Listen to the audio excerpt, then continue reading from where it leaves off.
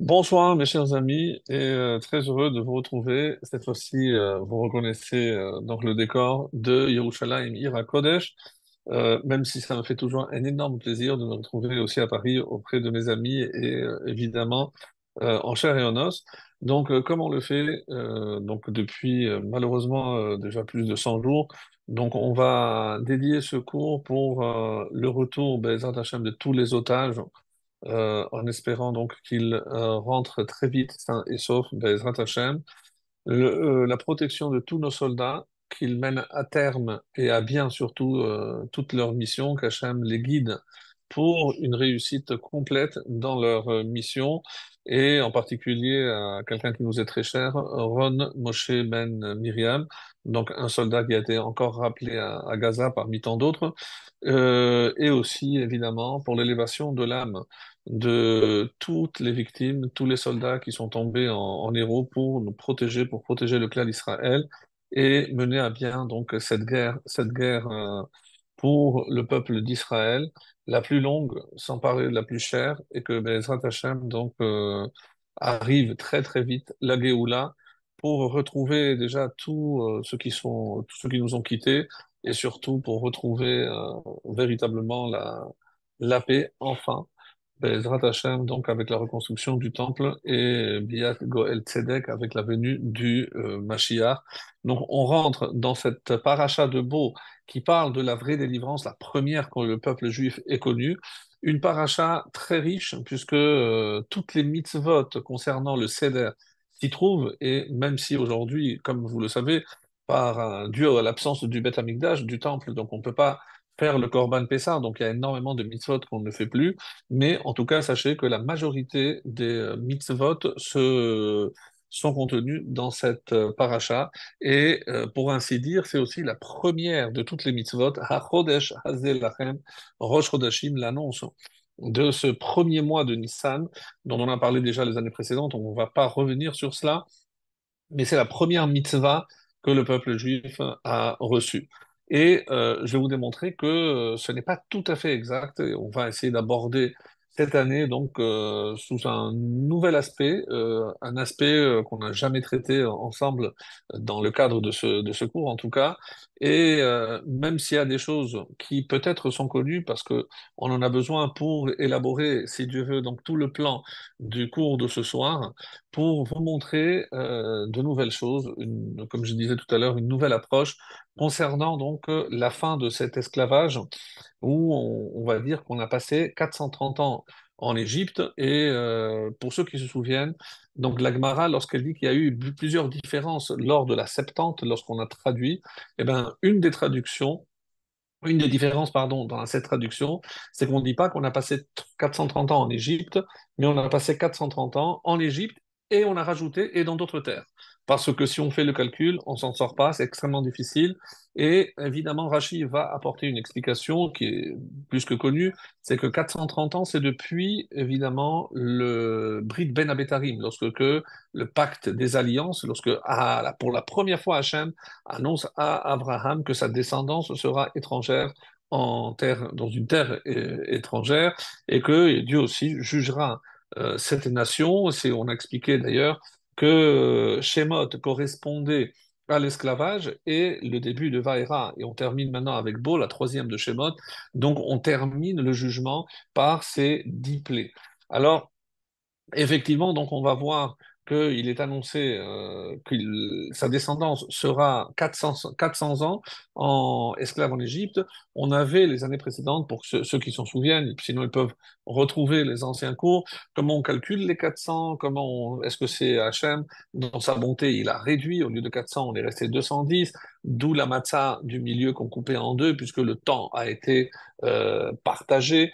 Donc il y a plusieurs réponses très très intéressantes qu'on a vu, sur lesquels on ne va pas revenir, mais il n'en reste pas moins que ce chiffre de 400 nous interpelle, comme on va essayer de le voir ce soir, puisque la première fois que le chiffre 400 apparaît, c'est précisément lorsqu'on annonce à Abraham que sa descendance sera esclave pendant 400 ans.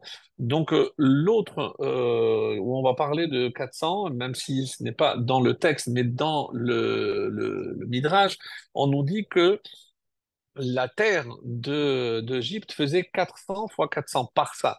Donc, je ne sais pas exactement en kilomètres combien ça fait, mais on dit donc que la terre d'Égypte est justement liée au chiffre de 400. On dit également que le palais de Pharaon avait 400 portes. Donc, ce chiffre 400 a une importance qui est toujours reliée avec l'Égypte. Rappelez-vous que le quota de briques qu'il devait fabriquer, c'est cash. Cash, même si c'est de la paille, mais c'est 100 et 300, c'est 400. Donc, comme le Midrash nous dit, que lorsque on avait atteint ce quota de 400, il y en a qui étaient plus rapides que d'autres. Lorsque quelqu'un terminait, il venait en aide à celui qui n'avait pas encore terminé son quota, sinon il pouvait être très très sévèrement puni. Donc tout tourne autour de ce chiffre de 400 et dans un autre contexte qui n'a rien à voir, on verra également que Abraham a payé 400 zouz pour le terrain dans lequel il a voulu enterrer sa femme Sarah. Et on dit que c'était une opportunité parce qu'au départ, Ephron voulait 400 zouz par sépulture. Donc bon, il a fait un prix de gros, il faut croire. Et encore dans un autre contexte, on va voir que Esav est venu accompagné de 400 hommes. Donc ce chiffre de 400 qui revient sans cesse et évidemment qui nous interpelle. Donc en tout cas, et c'est comme ça que c'est rapporté dans plusieurs endroits dans la Gemara, que le chiffre 400 a obligatoirement une mauvaise connotation. Donc, très étonnant. Pourquoi? Pour quelle raison? Donc, ce chiffre 400 a une mauvaise connotation. Évidemment, si on parle de l'exil, il est clair que l'esclavage n'est pas forcément, n'a rien de positif. Mais rappelez-vous cette question qu'on avait posée dans Béréchit, lorsque Dieu annonce à Abraham que sa descendance sera esclave pendant 400 ans, il n'essaye même pas de négocier. Et là, on est très étonné lorsqu'on a vu de quoi il est capable quand il intervient pour sauver la ville de Sédom. Donc, il n'hésite pas à négocier de 50, 40 jusqu'à 10, alors que pour les 400 ans, il ne dit rien. Donc, il accepte comme si c'était quelque chose d'inéluctable ou d'inévitable. Et c'est exactement la raison, c'est ce qu'on va voir aujourd'hui. C'est effectivement, même si la Gemara dans Nédarim dit pourquoi il a fallu descendre en Égypte, plusieurs raisons ont été avancées, mais on ne va pas s'arrêter sur les autres qui ont déjà été abordées les années précédentes. Donc, je vais me concentrer sur une qu'on n'a pas forcément vue. Et pour revenir à cette notion de 400 qui est liée à quelque chose de mal, mais qu'est-ce qui est mal? Et les Chachamim nous révèlent que Ra, Ayin ou Ayin Ra, un mauvais œil, la valeur numérique de Ayin, c'est 130, Ra, c'est 270, donc c'est 400. Donc tout ce qui est 400 est lié à un mauvais œil. Et sincèrement, donc on a du mal à comprendre comment ici ça rentre dans ce contexte. Que l'Égypte ait un mauvais œil, oui, on l'a vu avec la réaction de Pharaon qui a voulu se défaire éliminer tous les garçons mâles nés en Israël et laisser que les filles. Donc, il craignait pour son peuple, de peur qu'il ne s'associe avec nos ennemis. Donc, on voit qu'il y a une crainte, mais généralement, et ça, c'est ce que la Gemara va nous révéler comme quelque chose de formidable. Et je pense que, encore une fois, comme j'essaie de le faire toujours, mes chers amis, c'est de trouver des enseignements qui nous parlent. C'est pas juste commenter les événements du passé, mais qu'est-ce que c'est un mauvais œil? On dit qu'il ne faut jamais manger chez quelqu'un qui a un mauvais œil. Et comment je peux reconnaître quelqu'un qui a un mauvais œil? C'est parce qu'il regarde combien je mange, ce que je mange, donc il me laisse manger pour voir comment je fais, pour critiquer. Et donc il est très très très très mauvais de manger. On dit pourquoi ils sont restés 400 ans, ils auraient pu écourter. C'est parce qu'ils ont profité, ils ont mangé, fait les Égyptiens. Et ils sont connus, les Égyptiens, par un mauvais œil. Alors vous allez me dire, mais pourquoi? On leur a donné Goshen, on leur a donné un territoire, on les a laissé une certaine liberté de culte et autres. D'ailleurs, on peut dire, Donc, comment expliquer que malgré tout, on va les qualifier de mauvais œil? Alors, vous savez que généralement, donc, on regarde toujours les ascendants. D'où descend Mitraïm? Alors, si je monte à la paracha de Noir, je vais voir là-bas, donc de Couche, et d'où ça vient Ham. Donc, Misraïm vient Couche, Pout, etc. Vous garderez dans l'arbre généalogique de Misraïm, dans la paracha de Noir et on remonte donc jusqu'à Ham. Et les Chachamim demandent d'où vient ce nom, et Ham, c'est la chaleur, donc c'est évidemment une connotation négative. Pourquoi? Parce que on dit, et, même si évidemment c'est assez bizarre. Donc, qu'est-ce qu'il a fait Ham à son père? Alors, nous, on s'est contenté de dire qu'il a vu sa nudité. Non, il y a deux explications. Une, c'est qu'il a castré son père, et l'autre, donc, qu'il a sodomisé. Donc, les deux se valent dans les commentaires que propose nos Chachamim. Et pourquoi il aurait fait un tel geste? Parce que c'est par convoitise. Et qu'on dit quand on est un mauvais œil, c'est aussi tsaraïm, c'est un œil étroit, c'est-à-dire il est envieux. Donc ils sont déjà trois frères. Si maintenant qu'on est sorti de l'arche, papa Noach va continuer à aller avec son épouse et il aura d'autres enfants, donc il faudra partager ce monde plus en trois, mais en quatre, en cinq ou en six, on ne sait pas. Donc qu'est-ce qu'il a fait? Et la seule raison qui a motivé le fait qu'il ait castré son père, c'est encore une fois cette Sarut Aïn. Et malheureusement, ça a été transmis à tous ses descendants. Et donc, en Égypte, même si c'est un pays ou une nation où on profitait de ce monde, mais eux, mais pas les autres. Et c'est pour ça que la définition de ce qu'on pourrait dire Tov Ayin, c'est quoi? On dit Rotse Sheacheni Iye Tov Mimeno. Donc, l'antidote à ce rare ayin, et donc, rappelez-vous, dans Paro, il y a ra, mais paix, la bouche, c'est parce qu'il ne veut pas donner à manger. On dit que les esclaves, il les traitait extrêmement mal en leur donnant très très peu à manger. On les donnait plus à boire pour qu'ils aient plus d'appétit, et là, on donnait très peu à manger, donc ils n'étaient jamais rassasiés. Donc, c'était une forme de sévice, et parmi les travaux forcés ou les souffrances qu'ils ont imposées au peuple juif, on dit qu'une d'elles, c'était cela, parce qu'ils avaient un très très mauvais œil et ils donnaient très très très mal à manger. Donc, on voit que celui qui va représenter l'opposant par excellence de Pharaon, c'est Moshe. Moshe, on a vu, donc il n'y a pas si longtemps, donc on dit Vatereoto Kitov. Donc lui, c'est Tov. Tov, mais c'est plus Tov Ayin. Quand il a refusé la mission d'aller sauver, parce qu'il a demandé, non, envoie celui que tu dois envoyer. C'est-à-dire, pour lui, c'était son frère qui devait faire cette mission-là et pas lui. C'était son frère plus âgé, c'est lui qui avait gardé contact avec le peuple juif. Lui s'était écarté presque 60 ans. Pour ceux qui disent qu'il est parti à 20 ans, il est revenu à 80. Donc pendant 60 ans, il a abandonné son peuple. Il ne se voyait pas revenir en sauveur alors que son frère avait tenu pendant toutes ces 60 ans à la tête donc du peuple. Donc on voit que Moshe est le Tov Ayin. Et d'où vient ce Tov Ayin et d'où il a appris ce Tov Ayin? On dit que un des personnages qui a cet œil exceptionnel de Tov Ayin, et parce qu'il le doit à sa mère, c'est Rachel. Rachel, donc, et on comprend un petit peu pourquoi Yosef est particulier. Donc c'est vrai, quand on regarde l'action de Yosef en Égypte, on est un peu étonné. Qu'est-ce qu'il a fait? Il était un gérant, donc un ministre de transport, ministre de la culture, ministre de l'agriculture, ministre des Finances. En fait, il a tout géré.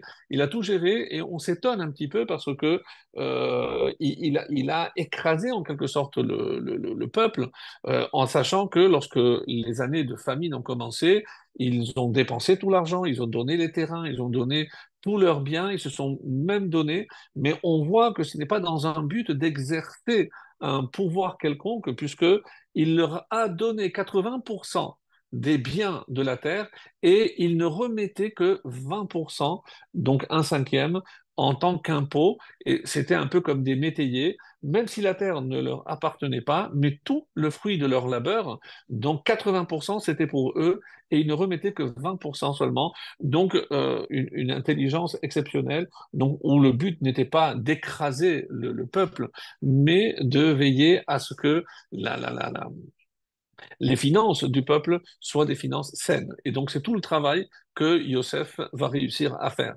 Donc, on s'étonne. Pourquoi, d'où vient cette bonté de Yosef?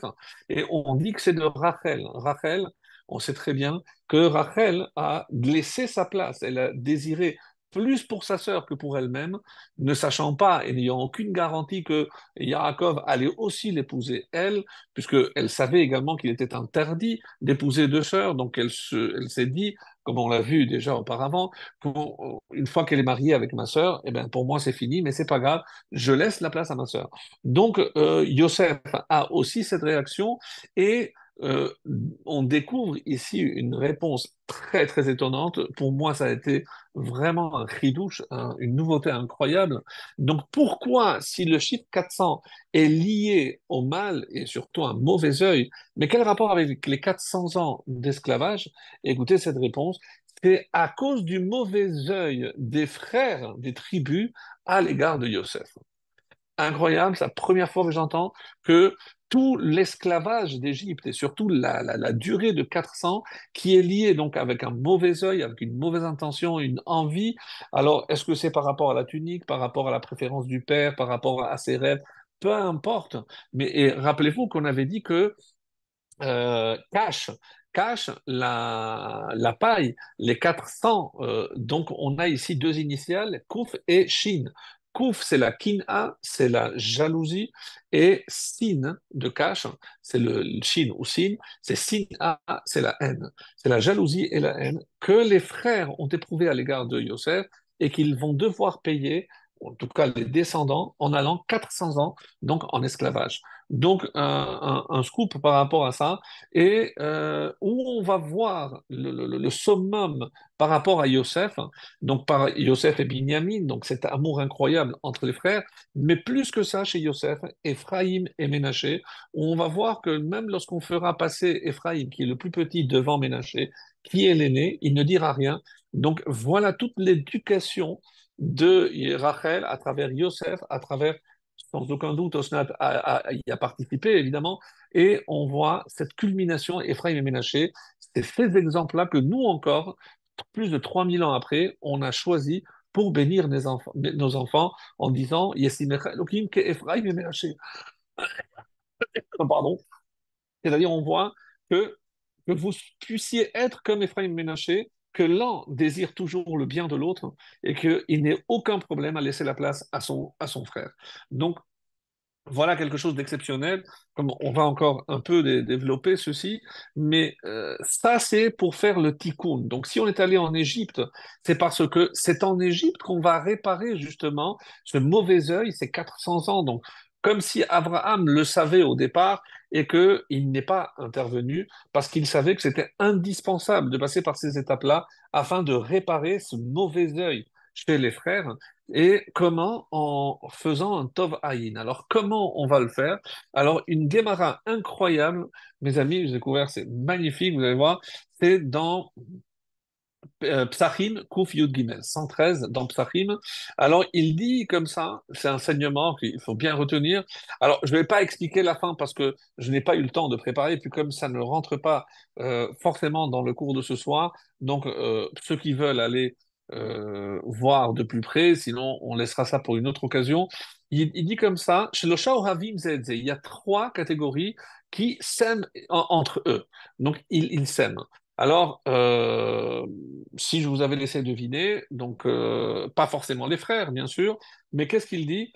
Les guérim, les convertis. Alors ici, c'est Ouguérim converti, Ouguérim étranger. Pourquoi? Parce que quand on se sent étranger, on serre les coudes entre nous, ou les guérims entre eux aussi. On peut imaginer qu'il y a une forme de solidarité entre les guérims.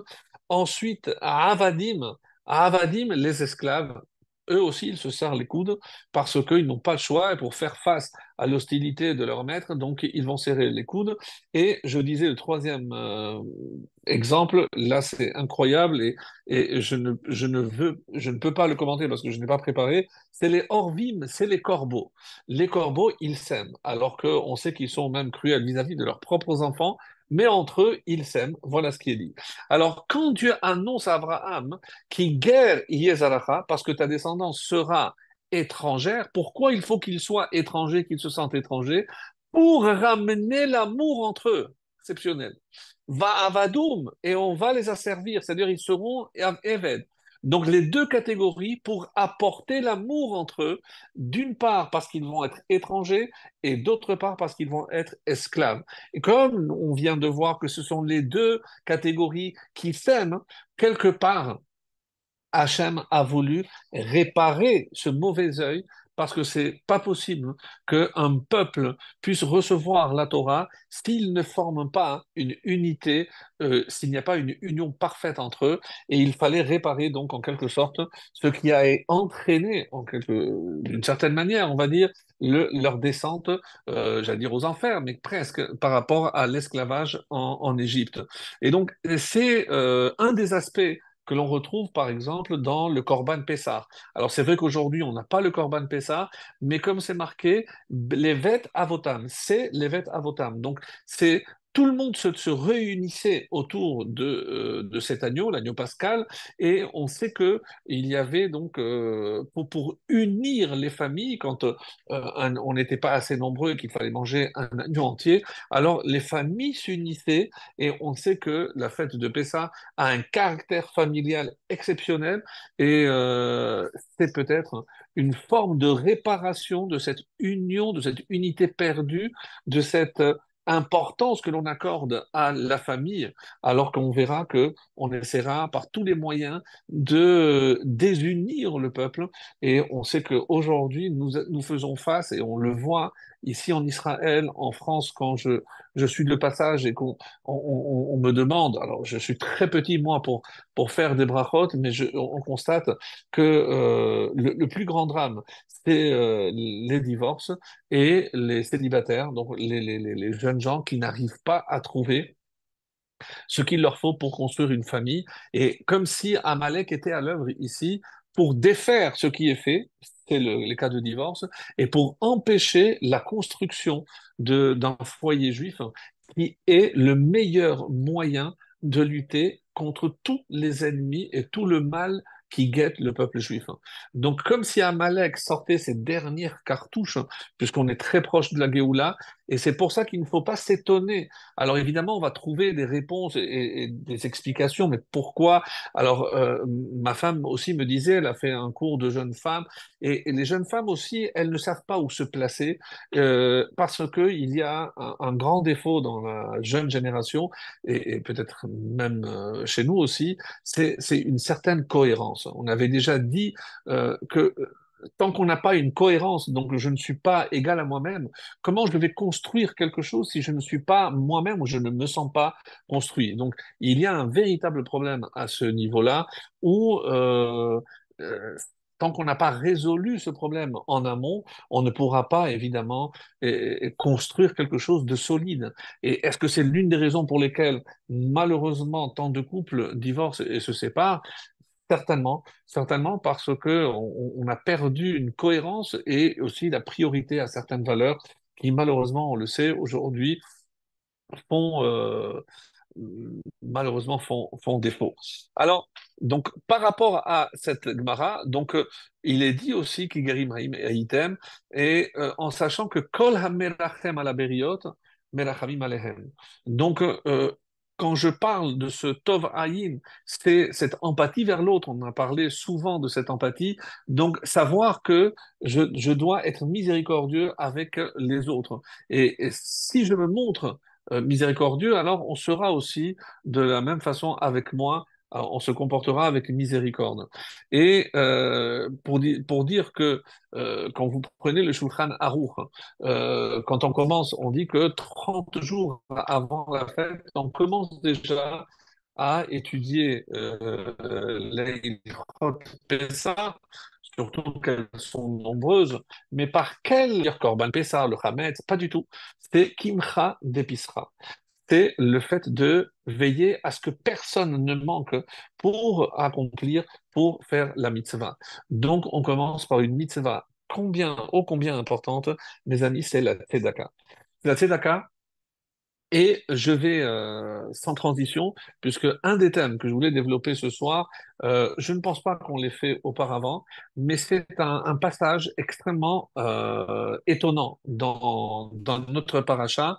Et si on va voir, comme on a parlé tout à l'heure, du pacte qu'on appelle Ben Habetarim, entre les morceaux, ça se trouve dans le chapitre 15, dans Bereshit. Vayomer l'Abraham, Yadot Eda ki ger yesaracha be'eretz lo lahem, va avadum, donc ils vont les asservir, ve'inu, ils vont les faire souffrir, arba me'ot shana. Donc c'est le texte que je viens de vous dire oralement, voici la référence. Mais la suite, vegam et hagoy asher ya'avodu dan anochi, mais jugerez la nation qui va vous asservir, donc la raison d'être de ces 10 plaies, et écoutez bien la fin, et ensuite ils sortiront avec une grande richesse. Alors, évidemment, il y a le drouche, l'explication un petit peu homilétique, donc c'est pas le sens simple. On dit c'est quoi ce Rechush Gadol? C'est pas de l'Égypte, mais c'est une fois qu'ils vont acquérir la Torah, puisque on peut imaginer que la plus grande richesse qui soit, surtout pour nous le peuple juif, évidemment c'est la Torah, c'est une richesse spirituelle. Mais dans un sens premier, ce terme désigne une grande richesse. Et à quelle richesse on fait allusion? Alors, on regarde déjà dans le troisième chapitre de Shemot, donc on a déjà vu, Vaya kitelchun, et lorsque vous quitterez l'Égypte, lotelchun rekam, vous ne partirez pas les mains vides. Vesha'ala isha mishechenta, et chaque femme demandera à sa voisine, ou migarat beta, ou celle qui habite avec elle, qu'elle est chesef, ou chlezahav, ou smalot. Donc, des objets en argent, en or, et des habits, des robes. Vesamtem al benechem ve'al benotechem ve'nitzatem Israël. Et vous habillerez avec vos enfants et vos petits-enfants et vos filles, ve'nitzaltem et Mitzrayim. Une phrase un peu dure, et vous allez profiter, vous allez exploiter l'Égypte. Alors, on ne comprend pas d'où ça vient, qu'est-ce que ça veut dire. Et comme on va le voir avec certains commentateurs qui ne comprennent pas. Donc, quand je vais demander, qu'est-ce qu'est le sens de mot shoel? Alors, dans l'Agmara et dans la Mishnah, shoel, c'est emprunté. Parce que n'oubliez pas qu'il était question de partir 3 jours. Mais est-ce qu'on peut imaginer que Dieu va utiliser un subterfuge pour qu'on dise que c'est un chilou Hashem? Ils ont menti, donc ils ont dit qu'ils partaient pour 3 jours, qu'ils nous empruntaient, mais ils sont partis avec et ils n'ont jamais rendu. Donc comment comprendre cela? Et dans notre paracha, Od nega echad. Donc, avant la dernière plaie, Makat Bechorot, encore une plaie, je ferai sur le Pharaon et sur l'Égypte, et ensuite, Acharechem, Yeshalach etchem mise, Keshalcho kalla, donc, et après cela, il vous enverra définitivement. Daberna beoznaam vishalu ish me'et rehu. Et insiste, mais il dit Daberna parle de grâce, mais avec gentillesse. S'il vous plaît, faites ce que je vous demande. Mais pourquoi Dieu utilise cette expression? Parce qu'on pourrait dire, mais comment? On sait très bien qu'on n'a pas l'intention de revenir. Comment on va tromper, malgré tout ce qu'ils nous ont fait, les Égyptiens? Mais est-ce que ça justifie de les tromper, de mentir? Au nom de quelle cause je pourrais faire cela? Daberna beoznaam vishalu ish me'et rehu veisha me'et reuta kelechesef uchlezahav. Donc pour leur demander des objets en or et en argent. Alors, et comme si ça ne suffisait pas, encore une troisième fois, dans le 12e chapitre de Shemot, Obné Israël Assou. Donc, dans notre paracha, à la fin, ils ont fait Kidvar Moshe, comme Moshe leur avait demandé. Vaïsh Alou Mitzrayim Kelechesef pour les Ahav Smalot, ils ont demandé les objets en or, en argent et les tuniques et les habits. Vachem Natan et Chenaam Be'ene Mitzrayim, Vaïsh Alum, Vaïnatselu et Mitzrayim, on retrouve la même expression, ils ont exploité l'Égypte et ils sont sortis avec toute cette richesse. Le Or HaChaim, Akadosh, pose cette question. Lama tiva Hashem, She'elat Kesef, Bisman Mukdam. Mais ça fait déjà, la première fois qu'on parle de ça, c'est Lohimtin Adbo Devaro Hatov, le Tetremel Misraïm. Donc c'est presque un an avant, on annonce déjà que lorsque vous partirez, vous allez demander. Mais attends qu'on parte. Pourquoi c'était tellement pressé de dire que lorsqu'on partira, on demandera? Mais en plus, pour renouveler la demande, puisque au moment de partir, comme on a vu, on va renouveler cette demande. Alors, Quel intérêt d'en parler déjà depuis un an? Magam שהדברים בזמנם נאמרו ביום שלמחרתו יצאו, ומה צורך לומר קודם? Surtout qu'on va voir que juste avant la sortie, on a encore demandé, alors à quoi ça sert de le faire depuis 12 mois, donc depuis un an en avance, quel était le but? Alors, justement, concernant Veshala Isha Mishechenta, chaque femme demandera à sa voisine, il y a un commentaire qui s'appelle le Bechor Shor, et il dit, Shetomar la hinenu holchim lachub. Il faut que tu ailles voir, et tu leur dises, nous on va aller maintenant fêter, on a une fête religieuse, pour 3 jours dans le désert. Hash ilili, est-ce que tu peux me prêter ton argent, ton verre en or, en argent, etc. Chez Loed Bayesh ben Chaverenu, et parce que il y en a qui ont de beaux ustensiles, moi j'en ai pas, est-ce que tu peux me prêter les tiens? Alors, d'après cela, c'est un mensonge pur. Comment je peux lui faire prétendre, en tout cas, que je partais pour 3 jours quand je savais pertinemment que je n'avais pas l'intention de revenir? L'Ola Haïma Kadosh, Veshala Isha, Letzad, Shedartam Lachazor. Mais est-ce qu'il y avait un aspect ou une dimension d'imaginer qu'ils allaient revenir? Vayu chayavim levakesh betorat she'ela velo bematana. Donc, est-ce qu'il y avait une possibilité de revenir? C'est la question que se pose l'Or HaChaim HaKadosh, ou alors c'était vraiment un emprunt. Et c'est pour ça que Rabbeinu Hananel a une réponse extraordinaire, là encore, et il dit non, chas v'shalom. Comment que Dieu ne plaise d'imaginer que Hachem fait mentir son peuple en disant dites-leur que c'est pour 3 jours et même si vous n'allez pas revenir. Et là, Vesha'ala, Rushetitem Bematana. Donc, il apporte des preuves que le mot Sha'ala, c'est pas comme nous on a imaginé emprunter. C'est un cadeau définitif. Et il apporte des preuves, comme Gidon, il dit Esh'ala mikem she'ala, veiten li ish nezem shelalo. Donc, il apporte des psukim où je vois que quand on utilise le terme de she'ela, il s'agit essentiellement de cadeaux. She'elati ou bakashati a dit aussi la reine Esther, c'est ma demande, c'est pas un prêt que je demande, c'est une demande, c'est une quête, je demande que tu me fasses un cadeau, que tu me fasses un bien. Et c'est à cela que ça fait allusion. Donc, il apporte d'autres preuves. Donc, de là, on commence à comprendre que il ne s'agit certainement pas de tromperie, ou de duper qui que ce soit. Non, l'intention première était pas d'emprunter, mais de récupérer. Alors, vous allez me dire, mais au nom de quoi je peux me prétendre de prendre cet argent? Alors, à cette question, il y a une Gemara, et curieusement, ça se passe en Afrique. Donc, je ne sais pas si on peut voir une actualité brûlante aujourd'hui avec ce que l'Afrique du Sud exige d'Israël, mais ça se trouve dans le traité de Sanhedrin à la page 91.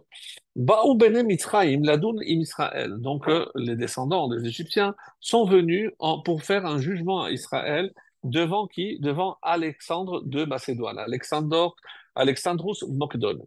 Et qu'est-ce qu'ils lui ont dit? Hare ou Omer, Vachem Natan et Prenaham ben Israël vayash ilum. Ils nous ont emprunté. Tenu lanu kesef vezahav shenataltem mimenu. Maintenant, on vous exige de nous rendre tout ce que vous avez pris à nos ancêtres. Et là, Alexandre Macédone, de Macédoine, donc il se tourne et il regarde les Juifs. Alors, qu'est-ce que vous avez à dire?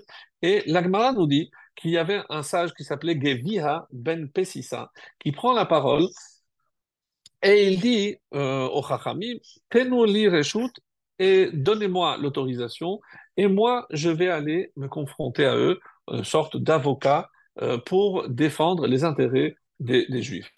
Et qu'est-ce qu'il leur a dit? Umoshav ben Israël asher yashuv Mitzrayim sheloshim shana ve'arba meot shana. Alors, la Torah, puisque vous dites ce que la Torah raconte, alors sachez que nous, on a séjourné 430 ans, on a séjourné en Égypte.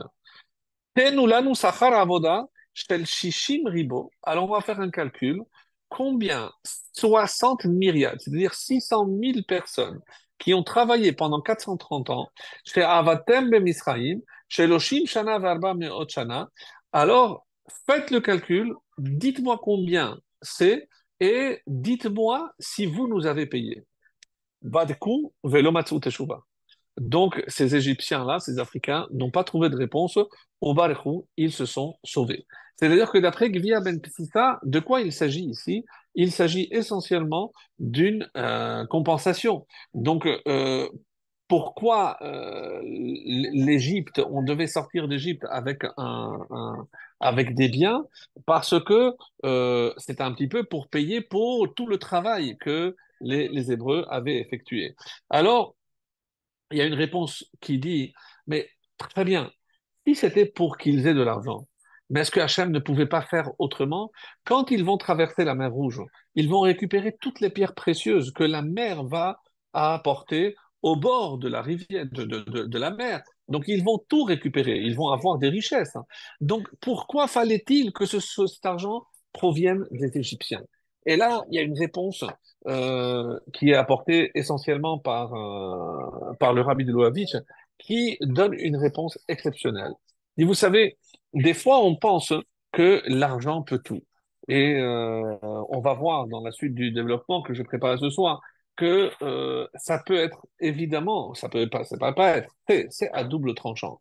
Donc, lorsque je pense que je donne de l'argent à mon fils, est-ce que je lui donne tout ce dont il a besoin? Eh ben, sachez qu'une fois, il y avait un jeune euh, euh, avec qui j'avais discuté. Donc, il dit, mais pourquoi tu rentres pas chez toi? Tu n'as pas. Je dis, mon père ne m'aime pas. Je dis, mais écoute, tu es bien habillé, il te manque rien. Tu veux pas dire ça, puisqu'il te donne tout ce dont tu as besoin. Et qu'est-ce qu'il a répondu, mes amis? Il a répondu, non, il fait ça pour lui. Parce que les gens regardent et il va dire, oui, il s'occupe bien de ses enfants, mais il ne m'aime pas. Parce que il ne me donne pas ce dont j'ai besoin.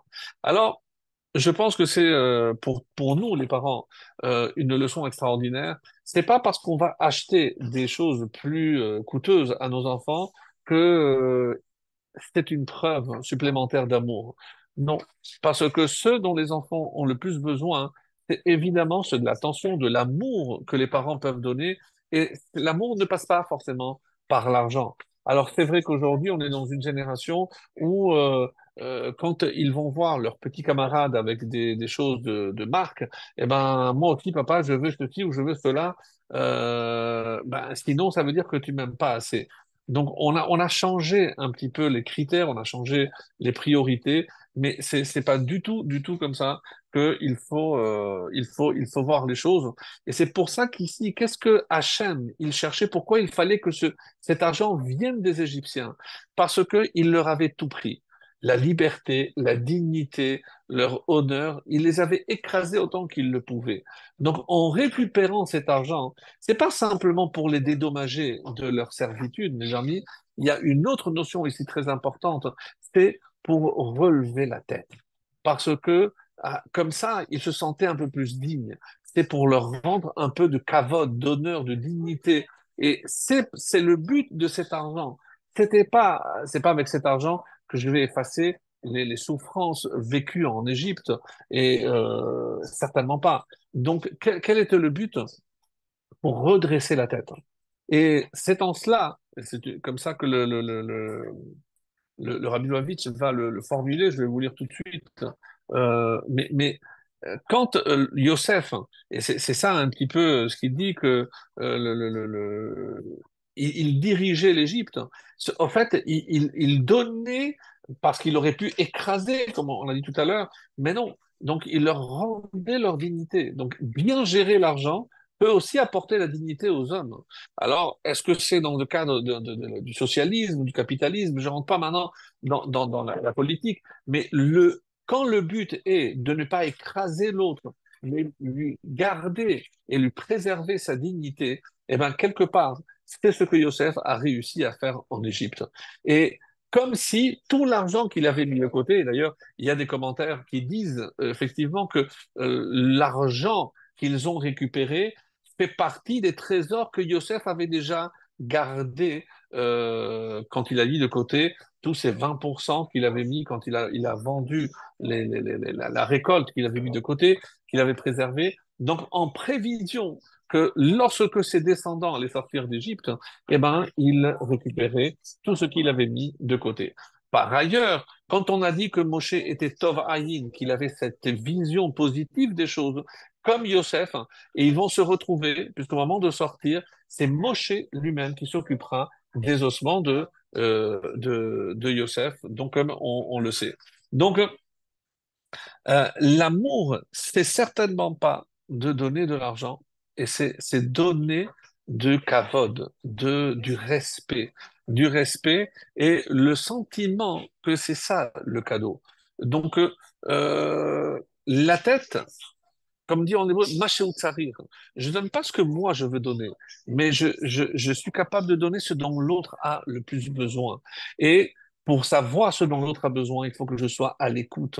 Donc, c'est pas parce que je donne, encore une fois, des choses chères que ça prouve un quelconque amour. Au contraire, donc on leur donne aujourd'hui des jeux, des machins, on s'en débarrasse, ils nous laissent tranquilles et on se porte très bien. Mais évidemment que ce n'est pas ça ce dont un enfant a le plus besoin. Et qu'est-ce qu'il gagnait par cette dignité, ce regain de dignité? On dit que quelque part, c'est pour faire sortir l'Égypte qui était en nous. Parce qu'on va voir que quand on va parler d'asservissement, c'est pas uniquement un asservissement physique. Et c'est tout le titre de la paracha, comme on va essayer de le comprendre par la suite. Donc, dans Beau, qu'est-ce que ça renferme? Qu'est-ce que l'enseignement? Là aussi, avec une sikha merveilleuse du Rabbi Lubavitch, qui nous donne une très belle explication. Mais avant cela, je voulais vous lire, comme je vous ai dit, quand le Talmud dit, par exemple, Daberna be'oznei ha'am, parle, s'il te plaît, aux oreilles du peuple, pourquoi ce langage? Amar debe Rabbi Yannai, enna el lashon bakasha. Le terme de na, c'est s'il te plaît, c'est une demande. Alors pourquoi? Amar akadosh baruch hu le Moshe. Dieu a dit à Moshe. Donc ça, c'est dans le Talmud Bavli, tête Aleph. Bevakasha mimcha. L'herbe emor lahem l'Israël, bevakasha mikem. S'il vous plaît, je vous demande, Sha'alum Misraïm, donc demandez des ustensiles en or et en argent aux Égyptiens, chez Lo Yomar Oto Tzadik, pour que ne vienne pas dire ce juste-là, à qui ça fait allusion, à Abraham. Va avadum veinu otam, comme je lui ai promis qu'ils allaient être asservis, mais de la même façon que vous avez été asservis, ça s'est accompli ce que je lui avais annoncé, mais j'ai également promis que vous sortirez avec une grande richesse. Et quoi? Alors, si on sort les mains vides, donc il n'a pas accompli la promesse qu'il avait faite à Abraham. Res Yosef al En Yaakov, donc le commentaire qui s'appelle Et Yaakov, donc il dit ici, Vekaché afilu belo taraomet Abraham, c'est-à-dire qu'Akadosh Baruch Hu be'atzmo lekayem ma she'amar. Donc évidemment, c'est pas uniquement par rapport à la promesse qu'il a faite à Abraham, mais si il a fait un serment, évidemment que Hachem doit l'accomplir. Mais la façon de l'accomplir, c'est l'explication qu'on a donnée, parce qu'il aurait pu s'arranger autrement pour qu'il quitte avec une grande richesse. Il peut faire pleuvoir de l'argent ou n'importe quel autre moyen. Et c'est pour ça que c'est ce que je disais par rapport au rabbi, Ve'achalechem yetzu bilchush gadol, lorsqu'on dit qu'ils sortiront avec une grande richesse, Yechola leikayem be'ofen bo, ba'misraïm ba'im lidei onesh u'mosrim amonam l'Israël. Dieu aurait pu les punir, et de manière à ce que d'eux-mêmes ils viennent, ils leur donnent. Aval az nishar pitron pel Avraham Avinu. Donc, Abraham Avinu aurait pu avoir une accusation parce que ça ne s'est pas accompli comme il l'avait promis. Hu betor av, en tant que père, patriarche, Tovea sharechu shagia l'Israël beofen shemudgash sheba letovat Israël. Donc, il faut que ça soit clair, que ça vient comme un bien que pour Israël. Betor sachar, et ça soit une récompense, une compensation, si vous préférez, par rapport à ce travail. Vedavka az yelahem tanchumim. Et c'est comme ça qu'ils pourront être consolés. À la galut amara b'Misraïm, davka kasher Hashem noten etren ha'am be'enei Misraïm, ve'en notin hakesef me'atzmam. Il fallait que cet argent soit donné de même que les Égyptiens donnent. Et là, qu'est-ce que j'ai gagné? Comme ça, d'abord, Abraham n'a pas de ta'ana, n'a pas de réprimande ou de reproche à faire, puisque c'est les Égyptiens eux-mêmes qui ont donné. Et c'est comme ça qu'il faut comprendre. Par rapport à cela, un exemple qui me vient, on a souvent dit, le rabbi avait l'habitude de passer des heures et des heures debout à donner des dollars. Quelqu'un, souvent, le disait quand il était déjà fatigué, il dit, mais écoutez, vous ne pouvez pas rester. Il a donné cet exemple. C'est quand on compte des pierres précieuses, on ne se fatigue pas. Donc, qu'est-ce que ça veut dire? C'est pas le dollar, c'est que pour lui, chaque juif, il voyait comme une âme à laquelle il pouvait apporter quelque chose, un éclairage, une aide, une parole, un conseil. Donc, pour lui, c'était comme des pierres précieuses. Donc, c'est pas tellement le dollar qui était important, c'était le contact qu'il avait avec toutes ces personnes qui voulaient, qui venaient pour une bracha. Et cette grande richesse avec laquelle ils sont sortis, dit le rabbi ici, contenait des nitzotzot de Kedusha. Il y avait des étincelles de Kedusha. Qui les avait mises? Je rappelle, c'était Yosef, bien sûr. Et alors, Mehem Hekimo, et c'est pour ça que quand ils vont récupérer cet argent, mes amis, qu'est-ce qu'ils vont faire avec? Ils vont construire le Mishkan. C'est-à-dire, ils vont élever cet argent qu'ils vont récupérer. Pas maintenant, on nous a récompensé pour le travail qu'on a fait. Non. C'était quoi le but? Le but, c'est d'élever la matérialité. Et comme on va le voir, et c'était l'endroit de la plus grande matérialité qui existait, c'était en Égypte. Et comme ils vont le transférer dans la Kedusha, donc, ils ont pris cet argent et ils vont le transférer dans la Kedusha. Comment? En construisant un temple pour Hachem, le tabernacle, le Mishkan. Zot haïta lechatchila kavana bebasis galut Mitzrayim. Et c'est certain, d'après certains avis, c'était le but donc de cette galoute, de cet exil. C'est récupérer ces étincelles pour les mettre au service de la Kedusha. Yatzou birchush gadol veyotzu v'yalot nitzotza kedusha. Et c'est quoi ce rechush gadol? C'est pas l'argent lui-même, mais c'est ces étincelles de kedusha qu'ils vont utiliser à bon escient puisqu'ils vont construire, comme on l'a dit, le Mishkan. Et c'est pour ça que il y a un très très bel enseignement du Admor Hazaken. Donc encore une fois, savoir utiliser l'argent est un art et c'est un danger aussi puisque on peut très très vite sombrer dans l'opulence, le luxe ou autre. Et je vais vous apporter quelques exemples, un développement aussi très très beau concernant cette paracha pour vous démontrer que c'est pas aussi simple. Alors, en tout cas, le Admour Hazaken nous donne ici un exemple très très beau et il nous dit la chose suivante. Hefal ha'ashirut omed ben Gan Eden de Gehinnom. Le Hefal, où se trouve la richesse, elle est à l'intersection du Gan Eden d'une part et du Gehinnom. Donc, et quoi? Et il dit, Shneptachim lo, il y a deux portes, une porte qui ouvre sur le Gehinam et une porte qui ouvre sur le Gan Eden. Mishnet tzidei echad. Echad pone le'ever Gan Eden, ve'echad pone le'ever ha-Gehinam. Donc, pourquoi? Pourquoi? Parce que une mauvaise utilisation de l'argent peut nous amener directement au Gehinam, mes chers amis. Et on sait que l'argent en hébreu se dit mammon. Mammon, c'est la même valeur numérique que soulam, comme une échelle. Parce que je peux utiliser l'argent pour me hisser, pour m'élever, mais l'argent peut aussi me faire chuter ou me faire tomber. Donc, me faire tomber, évidemment, je me retrouverai dans le Gehinnom, et sinon, je serai dans le Gan Eden. Donc, c'est au milieu. Comme disent les chassidim, une phrase très belle, on dit que la boisson me rend saoul, l'argent me rend fou, et la chassidoute me rend ou me donne, me renforce la émouna et la hirat shamayim. C'est-à-dire que tant que je n'introduis pas de la spiritualité, vous verrez que pour nous aussi, la boisson est très, on va dire, circonscrite l'utilisation. Donc c'est dans tout ce qui est kedusha, pour sanctifier un jour, pour sanctifier un événement, pour les kiddushin. Donc je trouverai toujours le yayin pour la sanctification, pour bien se rappeler que comme l'argent peut aussi malheureusement m'entraîner vers le mal, mais quand l'argent est utilisé pour le bien, et à ce propos, j'ai entendu une fois une histoire de David Yosef, le Rav David Yosef, le fils de Rav Yosef. Une fois, il était en tournée en Amérique du Sud et il est tombé sur un Achir, un grand milliardaire, Eddie Massia, je ne me rappelle plus très bien le nom, et il voulait faire Issachar et Zevulun, donc un contrat pour étudier, et lui, il travaillait, il était un milliardaire, il a ouvert son chéquier, il était prêt à faire un très très gros chèque, 1 million de dollars, peu importe, et il a dit, ah oui, il y a une condition, moi je vais faire Issachar et Zevulun avec votre papa, avec le Rav Adé Yosef. Je dis, ah attendez, Ça, je ne peux pas le savoir si je ne demande pas. Donc, il a voyagé. Quand il a demandé à son père, il a été étonné de voir que son père, il a dit, oui, oui, je suis d'accord. Et donc, tu peux lui dire. Donc, il appelle pour faire le chèque. Et il lui dit, papa, à quelle institution il fait le chèque? Je dis, non, non, non, tu fais le chèque en mon nom, puisque c'est moi qui vais faire, et ça sera Zebulun.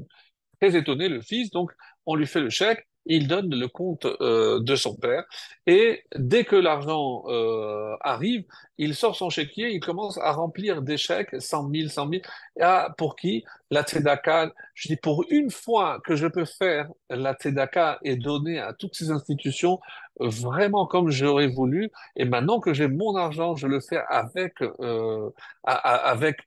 tout le cœur que je. Évidemment que moi, je n'ai pas besoin de cet argent, mais maintenant, je peux faire la tzedaka vraiment béchefa, avec une grande abondance, parce que j'ai des sommes importantes. Évidemment qu'il a tout donné, mais c'est pour nous montrer qu'un vrai tzaddik, il cherche et il veut de l'argent, mais pour le mettre évidemment au service d'Akadosh Baruch Hu, au service de la sainteté. Et toute cette paracha, c'est pour nous enseigner cela, mes amis, comme je l'ai dit. Donc l'argent qu'ils ont sorti, c'était pas pour s'enrichir, ils n'ont rien acheté avec. Qu'est-ce qu'ils ont fait? Tout cet argent va servir. Malheureusement, il y aura un détour pour le Vaudor, et on en parlera, mais essentiellement ici, c'est pour construire un sanctuaire pour Dieu, c'est-à-dire pour la Kedusha. Alors, et en parlant de ça, donc, je voudrais revenir hein, à cette façon, donc quand on a parlé des mitzvot, hein, et quand je disais que la première mitzvah, c'était de Hachodesh Hazeh, mais je vous ai montré que Vesha'ala, c'est vrai que c'est la première fois, et c'était uniquement en Égypte, dans le cas de l'Égypte, qu'il fallait demander. Mais cette demande a précédé, puisqu'on a vu que c'est un an avant. Donc c'est avant même de dire Hachodesh Hazeh, ce mois sera pour vous le premier, la première mitzvah du peuple juif. Il y avait déjà une demande un an avant, et c'est ce qu'on a vu. Alors, concernant un midrash que j'aimerais vous lire, parce que c'est assez étonnant et on ne comprend pas dans quelles conditions il fallait sortir d'Égypte. Alors, avant cela, et pour mettre un petit peu de piment donc, dans notre étude, dans ce qui nous reste à voir, il y a dans le Bereshit, nous sommes à la paracha de Miketz, donc le chapitre 43, le verset 18. Vayireu ha'anashim ki hu bet Yosef. Donc, ça, c'est lorsque ils ont été ramenés chez Yosef. On parle des frères, bien avant qu'ils se révèlent. Donc, les hommes eurent peur car on les avait fait venir dans la maison de Yosef et ils ont dit, c'est en raison de l'argent remis au début dans nos sacs qu'on nous a conduits ici. Pour se précipiter sur nous, les golel alenu l'hitnapel pour nous tomber dessus, velakachat otanu la'avadim, et tout ça dans quel but? Pour nous prendre comme des esclaves, ve'être hamorenu, et nos ânes. Comme si le but de tout ce subterfuge, c'était de récupérer les ânes. Mais c'est tout ce qu'ils ont à craindre, c'est les ânes. Donc une phrase très étonnante, on la laisse de côté et on y reviendra. Alors, on sait très bien que par quel mérite on est sorti d'Égypte. Donc le plus connu, même si il y a des midrashim qui disent que c'est par le mérite de la Mila de Abraham, le zérout de Yitzhak avec la Rakeda, le zérout des Tzadikim. Pourquoi? De cette génération, chez Loshinu et Shemam, les Shonam, parce qu'ils n'ont pas fait de la Shonara, parce qu'ils n'ont pas changé leur nom. Velo nimtza echad mehem parutz be'erva. Ça, c'est dans Vaïkra Rabba, chapitre 33. 32. Et il n'y avait pas de relation interdite. D'ailleurs, la seule femme qui a malheureusement dévié, on connaît son nom et on connaît la fin de l'enfant qu'elle va avoir, puisqu'il mourra. C'est le Mékalel, le blasphémateur. Donc, c'est le seul. Donc, cette femme de la tribu de Dan qui s'appelait Shelomit Bat Divri.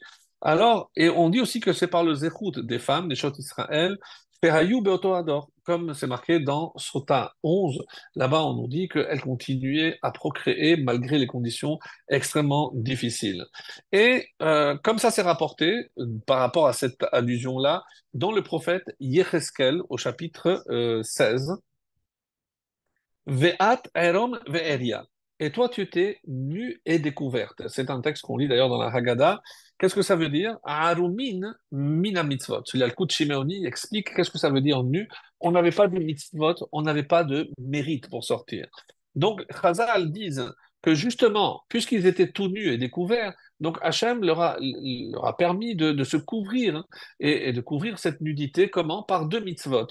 Et laquelle? Vaevor alaïr, vaerer mitboseser bedamaïr. C'est un texte que l'on lit aussi au moment de la Brit Mila. Va omar lach bedamaïr chayi, va omar lach bedamaïr chayi. Yecheskel 17, donc le verset 16. Et donc, Bishne Damim Nitzolu, Israël Mitzrayim, c'est par 200 que les Bnei Israël ont été sauvés d'Égypte. C'est Dam Pesach et Dam Mila, le sang du Korban Pesach et le sang de la Mila. Donc, que dit le texte de Yecheskel? Je passais près de toi et je vis que tu traînais dans ton sang. Et je te dis, au milieu de ton sang, vis. Donc, il y a deux façons de traduire. On va Omar là, et je dis, Bedamaïche, tu vivras par ton sang. Mais je préfère, moi, personnellement, cette traduction, comme elle était dans le sang, comme il l'a vu dans le sang, je te dis au milieu de ton sang, vis. Je te dis au milieu de ton sang, vis. Donc, c'est vis deux fois parce que c'est les deux sangs, le sang du Corban Pessah et le sang de Mila. Ça, c'est par rapport à ce que dit le Midrash. Qu'est-ce qui se passe? Pourquoi il fallait et en quoi donc c'est lié avec le sang? Pourquoi il fallait du sang? Puisque les deux mitzvot sont liés au sang. Pourquoi on n'a pas dit respectez vos femmes, respectez vos parents et vous aurez un mérite pour sortir? Si on cherche un mérite, une mitzvah, on aurait pu faire une mitzvah comme une autre. On sait très bien que, comme dit le Chida, il y a 248 membres qui correspondent aux 248 commandements positifs et 365 commandements négatifs qui correspondent au guidin, au tendon ou au nerf. Et on dit que il fallait une action qui marque tout le corps, c'est-à-dire quelque chose qui allait réveiller mais profondément le peuple juif, et il fallait donc une action très très forte. Pourquoi? Parce que il fallait éradiquer ce qui avait été malheureusement assimilé à l'intérieur du peuple juif. Et ça, c'est ce que je disais par rapport à l'explication sur le mot Bo El Paro, vient vers le pharaon. On sait que, et c'est le rabbi qui parle d'un pharaon intérieur. C'est-à-dire, et quand on parle de Avodah Zarah, mes amis, est-ce que c'est uniquement par rapport au fait qu'ils adoraient un veau ou un agneau? Non, c'est qu'il s'agissait ici d'une civilisation extrêmement matérialiste. Donc, tout ce que on a vu tout à l'heure, c'est prendre cet argent pour le passer dans la Kedusha, parce que eux utilisaient l'argent pour la Toum'a. Donc, bon, pour les plaisirs de ce monde. Et on sait que c'était la capitale de la luxure, l'Égypte. On sait très bien que lorsqu'ils sont allés chercher Yosef, ils sont allés dans le marché parce qu'ils savaient à quoi s'attendre. Donc, il n'y a pas de photo. On savait, la première fois que Sarah descend, elle est kidnappée. Donc, on sait à quoi s'attendre avec les Égyptiens. On sait de quoi est capable donc cette civilisation. Et c'est pour ça que il faut éradiquer donc, enlever de nous ce pharaon intérieur hein, qui me pousse vers le désir, vers les pulsions. Et qui c'est qui va aider? C'est Moshe. Moshe, mais comme si beau vient, parce que Hachem te dit qu'à l'intérieur, si on a un côté pharaon, mais on a aussi un côté Moshe. C'est le Moshe intérieur. Et c'est le seul qui peut tenir tête à Pharaon. Et c'est cela qu'on dit Beau El Paro, viens chez Pharaon, il faut que tu viennes à l'intérieur pour éradiquer toute cette influence que tu as subie pendant ces années en Égypte. Parce que tant que tu t'es pas délivré de cette Égypte intérieure, tu ne peux pas quitter l'Égypte extérieure, c'est-à-dire l'Égypte physique. On sait très bien que le Seder, ce premier Seder ils l'ont fait en Égypte. Mais comment ils sont pas encore libres? Oui, parce que il ne s'agit pas de sortir d'Égypte. Il faut faire sortir l'Égypte. Et c'est ça, Yetziat Mitzrayim. On ne dit pas Yetziat Mi Mitzrayim, la sortie de l'Égypte, mais sortir l'Égypte. C'est-à-dire, et c'est le travail le plus difficile. Et Pessah, c'est ça, mes amis. C'est être capable de sortir tout ce qui entrave la Kedusha, ce que je pourrais apporter du côté de la Kedusha. Et comme il y a un texte très très beau d'un rav qui s'appelle Abu Hav, hein, et qui nous dit la phrase suivante, parce que j'ai trouvé très très belle. En Umar le Kabel. Il n'y a aucune nation qui peut recevoir la Torah, sauf les enfants de Avraham Arouvi, les enfants de Avraham mon bien-aimé, dit Hachem. Pourquoi? Parce qu'ils sont Kerutim Bemila, parce que eux, ils sont dans la Mila, ils ont la Mila dans leur chair, et Melumadim Be'avdut.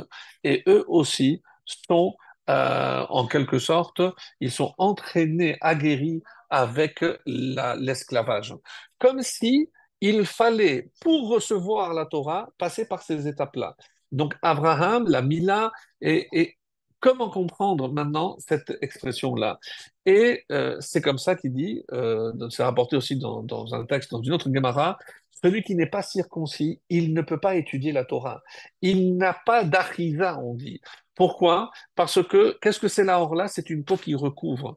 De la même façon que la orla recouvre le membre, là, il y a comme une orla qui couvre le cœur et il est en quelque sorte imperméable à tout ce qui est spiritualité, à tout ce qui est Torah, somme toute. C'est pour ça que la première des étapes, et on ne pouvait pas manger le Corban Pessah sans avoir fait la Mila, parce qu'on ne pouvait pas s'ouvrir et il ne servait à rien de manger le Corban Pessah. Quel était le but du Corban Pessah? C'est, comme on a dit, éradiquer la Avodazara. Mais avant cela, et seul ceux qui étaient Mahoul. Et ils n'ont pas voulu le faire.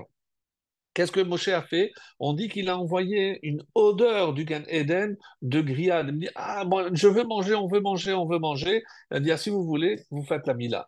Et c'est comme ça, donc un midrash exceptionnel, ouais, incompréhensible, comme s'il avait fallu les forcer en quelque sorte pour qu'ils acceptent de faire la Mila pour les laisser manger Corban Pessah.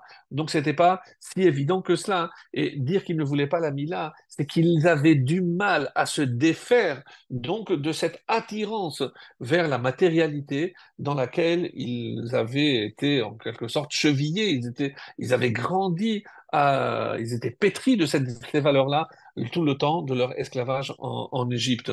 Et comme c'est marqué, Magid Devarav le Yaakov. Hachem ne dit ces paroles qu'à Yaakov, qu'aux descendants de Yaakov.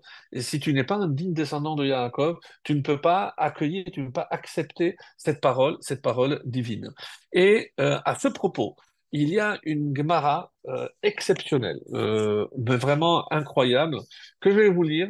Et on essaiera après ensemble de trouver une explication pour jusqu'à la conclusion de notre cours. Alors, ça se trouve en 147b, Shabbat, traité de Shabbat, et je vais vous lire directement avec sa traduction. Euh, et c'est par rapport à une rivière qui s'appelait Diomset. Donc, on ne sait pas exactement où se trouve cette rivière, mais en tout cas, elle avait apparemment des vertus exceptionnelles. On dit, Amar Rabbi Chelbo a dit, Chamra de Progita. Donc, le vin de Progita et l'eau de Umaya de Diomset et de Diomset, Ipechu Aseret Hashevatim mi Israël, ont privé Israël des 10 tribus. Alors, qu'est-ce que ça veut dire? On parle ici des 10 tribus du royaume du Nord qui ont été exilées par la Syrie et finalement, on le sait qu'ils se sont perdus. Donc, 10 tribus ont été perdues. L'Agmara, donc, à quoi va-t-elle attribuer cet exil? C'est au péché de jouissance excessive des plaisirs matériels. Et ces plaisirs sont, c'est l'explication du Maharal dans Netza Israël, ils sont symbolisés par le vin de Prugita et les eaux de Diomset, parce qu'ils étaient tellement préoccupés pour ces jouissances que petit à petit, ils ont laissé tomber la Torah, ils se sont assimilés, se sont perdus. La suite, très difficile. Rabbi Elazar ben Arar, Ikla Lehatam. Une fois, Rabbi Elazar ben Arar est venu dans cette région. Pour la petite histoire, qui est Rabbi Elazar ben Arar? C'est un des 5 élèves de Rabbi Yochanan ben Zakkai. Et juste pour vous rappeler que dans Pirkei Avot, il est dit que si on mettait Rabbi Elazar ben Arar d'un côté et tous les autres, eh ben, Rabbi Elazar ben Arar était de très très loin supérieur à tous les autres. Alors, et qu'est-ce qui s'est passé? Il est allé dans cette région, Imshir Batraïou, et il s'est laissé attirer par ses délices, ses jouissances terrestres. Irakar Talmudé, et tout son savoir, toute sa Torah, Irakar, c'est perdu. Elle a été enlevée, est effacée. Kihada, lorsque plus tard il est revenu chez lui, et il y a un autre midrash dans Kohelet Rabbah qui rajoute que sa femme était de cette région. Elle a dit, mais c'est pas normal que tes élèves, parce qu'ils sont inférieurs à Yavne, que toi tu te laisses seul, reste ici. Forcément, ils vont venir te joindre. Ça n'a pas été le cas parce que c'était pas un endroit évidemment euh, pour des Talmidei Chachamim, et au final, donc, il a dû entrer en raison, et c'est lui qui les a rejoints plus tard. Lorsqu'il a quitté cette région, on dit qu'on l'a appelé à la Torah, Kihada, Atakam les Mikre Besifra, il a été appelé pour lire au Sefer Torah, et au moment où il a voulu lire au Sefer Torah, et c'est pour ça que, sur quel texte il est tombé? HaChodesh Hazeh Lachem Rosh Chodashim. HaChodesh Hazeh Lachem. Donc, il a mal lu HaChodesh, il a dit HaCheresh. Hazé, il a dit Haya, Lachem Libam.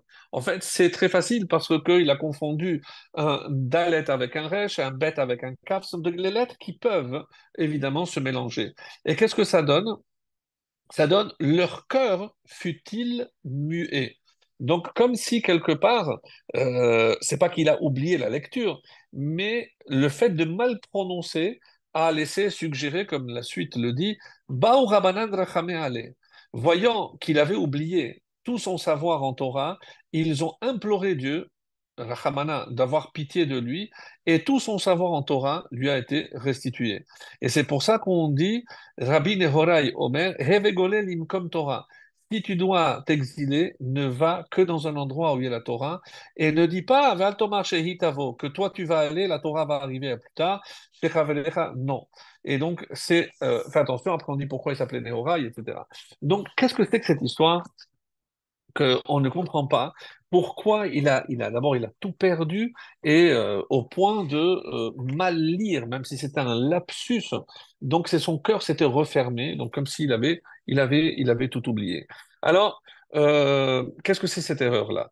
D'abord, donc, comme on va le voir ici, dans la paracha de Bo, je ne l'ai pas dit, mais on va voir trois plaies.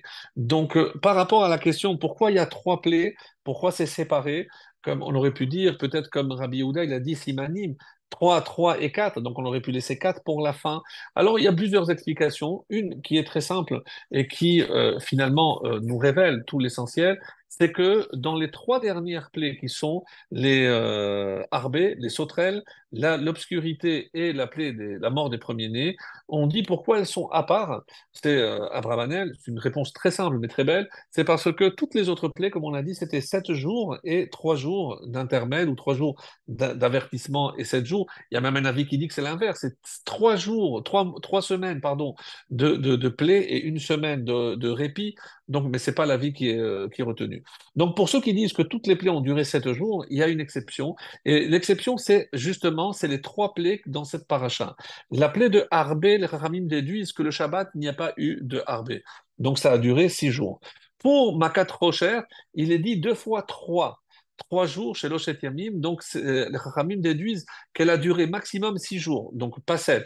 Makat Bechorot, c'était à minuit quelques instants, donc c'est les trois plaies qui n'ont pas duré 7 jours. Il y en a qui disent finalement, parce que les 4 plaies de la fin les a soumis dans l'obscurité. Donc l'obscurité qui fait partie de ces trois, donc c'est pour ça qu'on les a découpés comme ça. Bon, il y a plusieurs explications, mais j'ai trouvé que celle-ci était très, très originale. Alors, un point, donc ça c'est ce que Abravanel explique, que si on compte la date, et c'est ça, c'est très bon, écoutez bien, parce que avant de rentrer dans la dernière partie, je voulais terminer avec ça, avec ce point-là. On sait que Makat Bechorot, c'était le 15 Nissan. Donc, si je dis que la plaie précédente, c'était un mois avant, donc c'était le 15 Adar, c'est Purim. Et donc, si c'est un mois avant, donc 15 Shevat, et oui, tout Bishvat, c'est la plaie des sauterelles.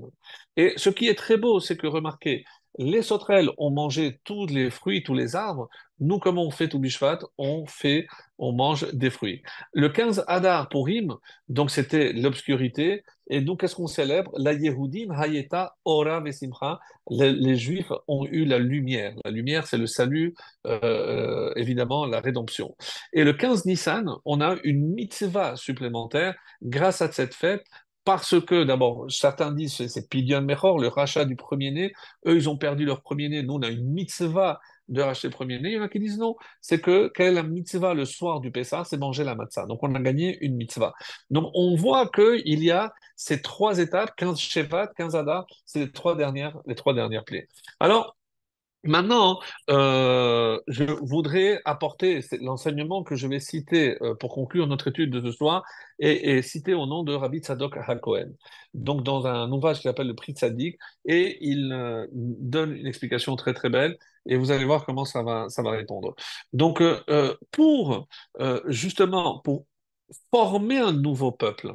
Et c'est ça l'idée. C'est-à-dire qu'on descend en Égypte parce qu'il fallait qu'on soit un nouveau peuple.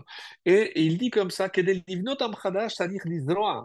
Et on sait très bien comment se produit la germination. Donc, comment je plante une graine, et cette graine pourrit, et lorsqu'elle pourrit, c'est à ce moment-là qu'elle va germer.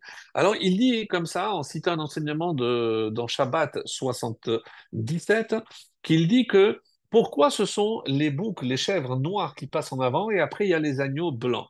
Et pourquoi c'est le noir qui passe avant et le noir? Bon, c'est une question évidemment à double tranchant. Et il dit, c'est comme la création. D'abord il y a eu l'obscurité et après seulement il y a eu la lumière. Comme le dit dans ses mots le Rabbi Tzadok HaKohen, c'est que Mina Chosher, hein, bara or. C'est que d'où elle émane la lumière, c'est de l'obscurité. C'est que de l'obscurité jaillit la lumière, et c'est ce qu'ils ils enseignent ça. Et c'est pour ça que quand on voit Abraham Avinu, d'où il vient, de Terah, hein, Oved Avodazara, et comme Yov le dit, miten tahor mitame lo echad. C'est comment je peux sortir quelque chose qui est pur de quelque chose qui est impur. Ou un autre exemple de Chizkiyahu HaMelech. Chizkiyahu HaMelech qui n'a pas voulu faire la mitzvah de se marier parce qu'il a vu qu'il allait avoir un enfant qui était ménaché, qui était un rachat. Mais Chizkiyahu, mes amis, si ce n'était cette faute-là, on dit qu'il aurait pu être le Mashiach. Le prophète le lui dira, et il dit, mais toi, tu n'as pas le droit de rentrer dans les comptes d'Hachem. Et d'où vient Chizkiyahu qui aurait pu être le Mashiach? De Achav. Vous savez ce que Achav a fait? Il a fait fermer toutes les synagogues et tous les bâtés midrashot. Il n'y avait plus d'études de la Torah, il était contre l'étude de la Torah. Oui, un roi. Donc un vrai rachat. Et qui est sorti de lui? Chizkiyahu, qui aurait pu être le Mashiach.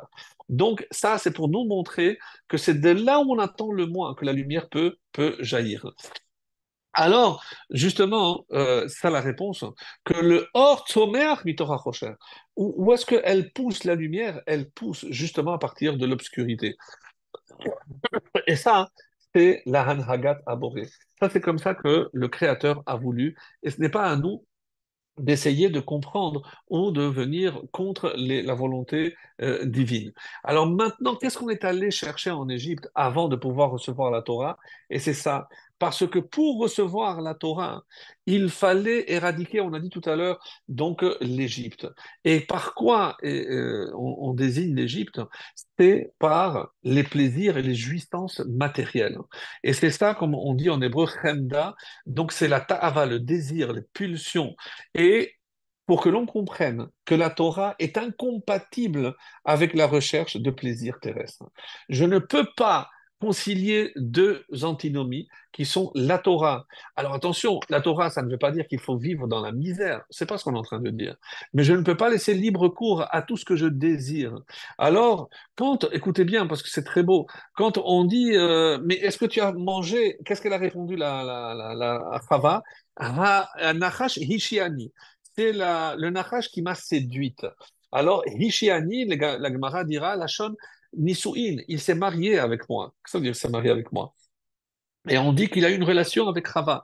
Et Hitil Bazuhama. Et qu'est-ce que le Nachash a introduit dans Rava? Eh bien, on dit l'impureté. Mais de quelle impureté? L'impureté du désir. Et donc, tous les enfants, tous les descendants de Chava vont grandir, vont être élevés avec ce désir à l'intérieur. Mais ce désir, il est contraire à la Torah. Donc, comment maintenant il va y avoir une nation qui pourra recevoir la Torah alors que tout le monde descend de Chava? Oui, même par Shet, même par Noach, même par Shem, oui, mais ils ont cette Zohama. Ils ont cette impureté. Donc, comment je vais me défaire de cette impureté? Et c'est pour ça qu'Hachem il les envoie à là où l'impureté est la plus grande. C'était où? En Égypte. Et c'est là où ils vont être confrontés pour éradiquer justement ce désir qui se trouvait en eux, parce que c'est de l'obscurité que doit jaillir la lumière, et c'est d'après le prix Tzadik. C'est pour ça, mes amis, qu'on est descendu en Égypte. C'est pour être confronté, pour essayer de lutter contre ce désir. Et on sait très bien que la Mila est le symbole même de ce désir, parce que c'est la diminution du désir. La Orla représente en quelque sorte les pulsions, la jouissance terrestre par excellence. Et c'est pour ça que ces 400 ans, c'était nécessaire pour purifier. Pour ça qu'Abraham, évidemment, ne va rien dire, parce qu'il fallait se défaire de cette matérialité. Qu'est-ce qu'ils ont dit, les frères? Maintenant qu'on est descendu en Égypte, va être Hamorenu et notre âne. Mais qu'est-ce que c'est âne? Hamorenu, c'est Chomrenu, c'est notre matérialité. Ils veulent asservir notre matérialité. Comment on dit en araméen le vin? Chamra, parce que c'est ce qui peut me pousser le plus bas vers la matière. Tout a une explication exceptionnelle et on voit comment tout dans la sortie d'Égypte. Et donc c'est pour ça que quand on a dit les Shevatim sont allés chercher Yosef, ils savaient où il fallait le chercher. Donc la première étape avant quoi que ce soit, c'était la moule, c'est la circoncision. La circoncision, c'est ce qui fait que on diminue cette attraction, cette attirance qu'on a vers les désirs terrestres. Et comme Adam Arishon, lui, n'avait pas de orla, comment les enfants, eux, ils vont avoir la orla? À cause du Nachash et qui est le représentant du Nachash sur cette terre, c'est-à-dire le mal qui s'oppose à Israël, qui est la Kedusha, c'est Nachash. Et regardez, quand Amalek nous attaque, qu'est-ce qui a marqué? Qui il a eu? Hanecheshalim. C'est à ceux qui étaient affaiblis. Et regardez, les Chachamim disent Hanecheshalim. À l'intérieur, il y a Nachash, et quand je prends les lettres qui restent, j'obtiens le mot Mila, parce que c'est la Mila qui m'aide à aller contre le Nachash. Ceux qui n'avaient pas lutté contre le Nachash avec une bonne Mila, avec la préservation de la Brit Mila, et mes amis, on a toujours dit, qu'est-ce qu'on est en train de faire maintenant cette semaine-là? On est ces parachiotes-là, c'est Shovetim. C'est pour réparer les fautes sexuelles. Et les fautes sexuelles, évidemment, c'est par rapport à la Mila. C'est prendre de la distance avec tout ce qui est justement les jouissances terrestres Et qu'est-ce qu'il faisait à Amalek, mes amis? Il prenait les orlotes, comme ça dit le Midrash, et il les jetait dans le ciel. Qu'est-ce qu'il voulait dire? Mais pourquoi tu veux nous priver de plaisir ici-bas? Là, la Kedusha, mais c'est dans le ciel. Mais ici, laisse-nous profiter de ce monde, laisse-nous profiter et jouir de cette terre. Non. Et c'est pour ça que les Égyptiens sont appelés Pene Chamorim, comme des Chamorim, dans le sens pas de l'âne, mais celui qui ne pense qu'à profiter de ce monde. Ta'anugot lo holchot beyachat im haTorah. Il faut comprendre que c'est incompatible avec la Torah. Et maintenant, je comprends. Pourquoi c'est incompatible avec la Torah? Parce que comme il avait sombré dans la jouissance, Rabbi Elazar ben Hara, donc qu'est-ce que c'est Achod Eshazé? C'est la première mitzvah. Donc il n'avait plus la force de s'attacher à la mitzvah. Et donc qu'est-ce que c'est Hacheresh Aya Libam? C'est leur cœur fut-il muet. Donc le cœur s'est obstrué. Donc, et c'est pour ça qu'ils ont prié les camarades pour le libérer. Donc, mes amis, on a vu ici que on est sorti d'Égypte pour travailler contre le mauvais œil et contre justement tout ce qui attire les jouissances terrestres. Donc, il faut prendre la distance, avoir un bon œil. Et c'est cet œil, comme Yosef, comme Moshe. Et c'est comme ça qu'on pourra, Bezrat Hashem, donc par cette empathie, savoir et vouloir le meilleur pour notre prochain aussi, c'est comme ça qu'on va lutter et c'est comme ça qu'on va sortir de notre Égypte, c'est-à-dire de notre exil, lorsqu'on retrouvera justement cette bonne vision des choses et évidemment prendre du recul et que notre véritable jouissance dans ce monde soit une jouissance pour la Kedusha, pour servir Hachem, pour qu'on mérite très très vite la reconstruction du temple où on pourra se réjouir avec la Shekhinah Be'ezrat Hashem.